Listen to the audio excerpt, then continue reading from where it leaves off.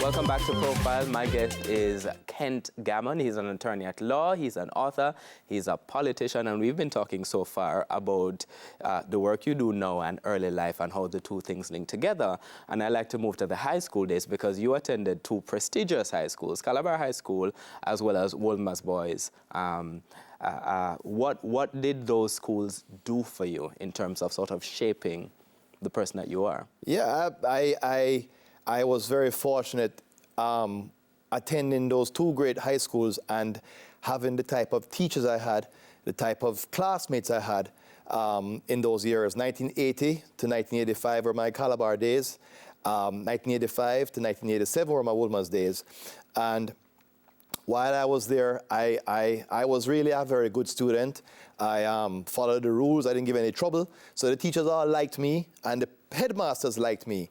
And so I was able to really have them take an interest in my whole welfare, you know. They really were interested in me developing as a person. And so Mr. Roy Atkinson was my principal at Calabar High School, and Mr. Coolidge Barnett was my principal at Wolmer's Boys School. Both excellent gentlemen who I looked up to, really thoroughly decent men. And I think that also the classmates I had, several of them have really gone on to quite great eminence today. There's Dr. John Paul Clark, who was in my class from first form at Calabar, who's one of the, you know, he's a very prestigious MIT professor and aeronautical engineer in the United States. There's Dr. David Lowe, who's also very involved in finance. There are lots of people who really played a role while in high school. So a lot of good influences there, and at the same time, that influence from Ken Baugh, from the sort of political perspective, trying to get you involved in student governance, and you were interested in doing that. Yeah. Why was that an important thing for you to do? Because I was of the view that if I learned how to manage leadership roles and how to perform in leadership roles, it would be in good stead for me later on in life. So it was a teaching ground for me. So I was involved in everything you can think of. You know, the editorial board for Wolmer's magazine, at Calabar High School, the science club. I did everything I could. I was on the ping pong team. I was on the darts team. Everything I could do, I participated in. You're that kind of student all the time. Yeah. Just always doing a ton of things, including sports as well. Yes, absolutely. I thought that was a very important aspect to my life. So I always tried out for the various teams. Of course, getting into the Calabar track team was no mean feat. I didn't make the track team, so to speak, but I tried and tried with all the sports that there were. Wolmer's tennis team, and then at university, I swam for Chancellor Hall, tried out for the swimming team for Chancellor Hall. While I was at university, tried a little cricket while I was there as well. And again, student governance at the same time. But yeah, the interesting thing about university days, for me, certainly the early university days, is that although you talk about, you know, always wanting to have to be a lawyer, you started out in management studies. Why management studies? That's true.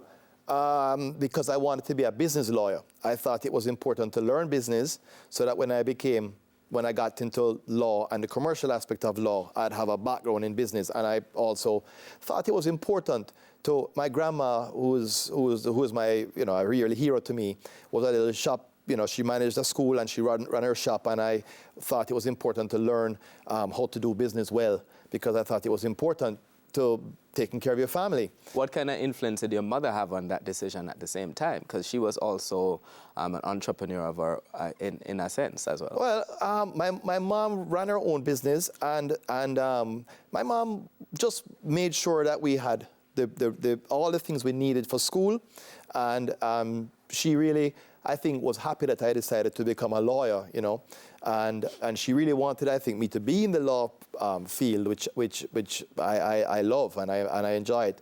But definitely my grandmom and my mom were two huge influences on me. My sister also is another entrepreneur. So we have a lot of teachers in my family and entrepreneurs in the family, and I think that those were the kind of, I would see them doing what they're doing, and I wanted to make sure I did it as best as I could. So those were what influenced me. And yet, you decide to go the other road perhaps because of the, the politics here, the influence of your father as well as as Ken Baugh, and to pick a party which at that time was really nowhere. This was the Jamaica Labour Party of the 1990s, the 2000s. They weren't getting anywhere. What was the party like?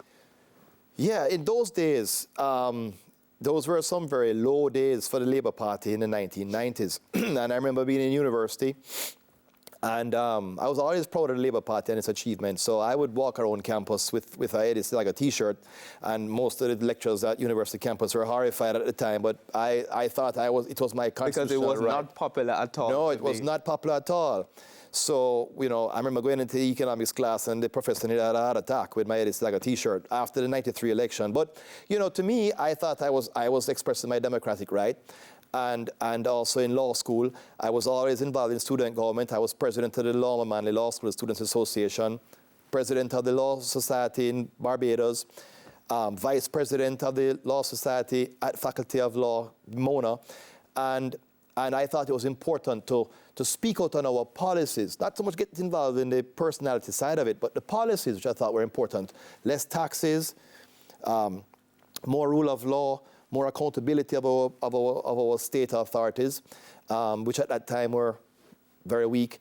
And I thought being in student government, sharing those influences, making an impact was important to what came later when I got more involved in politics. And that involvement started out, in a sense, really start out because would have been taking place since the teenage days with, going to political rallies with Ken Baugh and finding out about that, but sort of ramped up to another level, I would say, with the formation of Generation 2000, which was a sort of young professional arm of the Jamaica Labour Party at the time. That's true. And you guys set out to do something that was sort of unimaginable for people at that time, to make the Labour Party, then hugely unpopular, popular. That's what true. did you do? Yeah, so when I just left law school in 1999, I was 29 years old, and I was chomping to go into representational politics. You wanted to be an MP? I did, still do.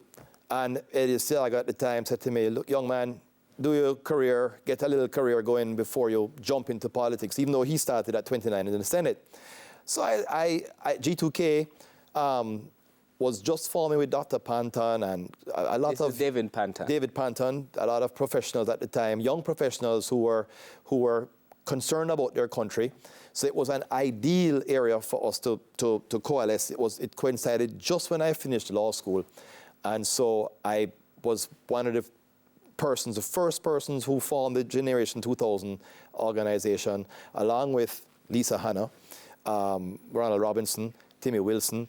There are quite a few names I can go over who then went on to enter into politics and became successful politicians today. And I want to talk about that when we come back after the break. How those days sort of set a